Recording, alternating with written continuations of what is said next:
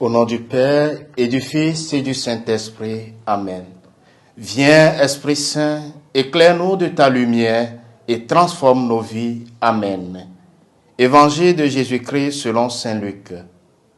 En ce temps-là, du milieu de la foule, quelqu'un demanda à Jésus, « Maître, dis à mon frère de partager avec moi notre héritage. » Jésus lui répondit, « Homme, qui m'a établi pour être votre juge ou l'arbitre de vos partages. » Puis, s'adressant à tous, « Gardez-vous bien de toute avidité, car la vie de quelqu'un, même dans l'abondance, ne dépend pas de ce qu'il possède. » Et il leur dit cette parabole.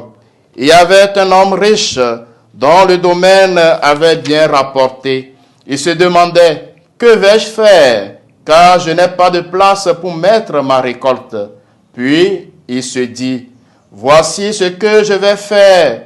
Je vais démolir mes greniers, j'en construirai de plus grands, et j'y mettrai tout mon blé et tous mes biens. Alors je me dirai à moi-même, te voilà donc avec de nombreux biens à ta disposition pour de nombreuses années. Repose-toi, mange, bois, jouis de l'existence. » Mais Dieu lui dit, « Tu es fou. Cette nuit même, on va te redemander ta vie, et ce que tu auras accumulé, qui l'aura? Voilà ce qui arrive à celui qui amasse pour lui-même, au lieu d'être riche en vue de Dieu. » Acclamons la parole de Dieu. Frères et sœurs bien-aimés, en ce lundi 21 octobre 2024, lundi de la 29e semaine du temps ordinaire, année B, dans l'Évangile, le Seigneur nous interpelle vivement à travers cette parabole.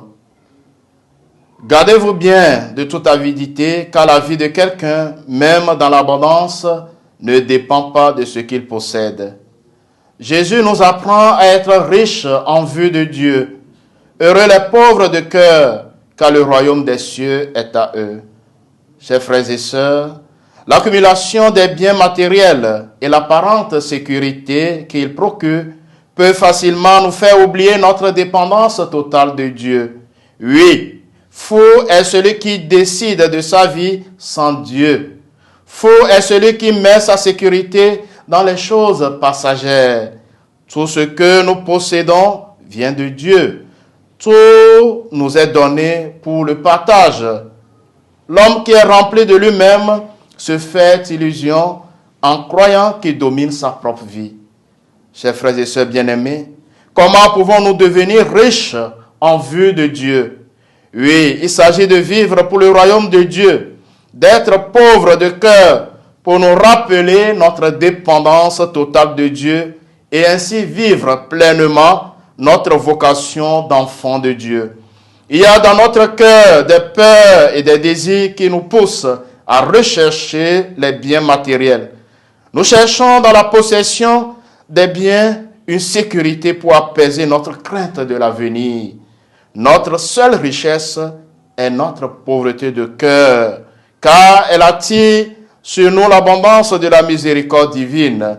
En effet, le but de notre passage sur la terre est le partage et le don au plus petit du royaume. Ainsi, un trésor nous est préparé pour le ciel. L'amour reçu et l'amour partagé est le lieu où nous réalisons notre véritable réussite humaine. Le Seigneur soit avec vous. Que Dieu Tout-Puissant vous bénisse, le Père et le Fils et le Saint-Esprit. Amen.